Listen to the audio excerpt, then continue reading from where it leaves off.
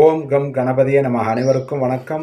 ஒரு செயலை தொடங்க உங்கள் நட்சத்திரப்படி தாராபலன் முக்கியமாகும். அதன்படி இன்று அஸ்வினி மகம் மூலம் நட்சத்திரத்தில் பிறந்தவர்களுக்கு மைத்திரதாரை புதிய முயற்சிகள் செய்யலாம், காரியம் வெற்றி தரும் உத்தமம்.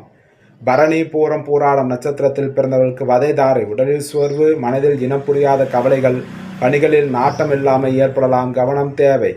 கிருத்திகை உத்திரம் உத்திராடம் நட்சத்திரத்தில் பிறந்தவர்களுக்கு சாதகதாரை எண்ணம் ஈரேடுதல், முயற்சிகள் சாதகமாகும், முன்னேற்றம் தரும் உத்தமம்.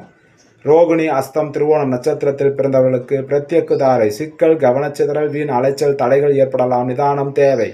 மிருகசீர்ஷம் சித்திரை அவிட்டம் நட்சத்திரத்தில் பிறந்தவர்களுக்கு சேமதாரை முன்னேற்றம், ஆரோக்கியம் மற்றும் மகிழ்ச்சி தரும் உத்தமம்.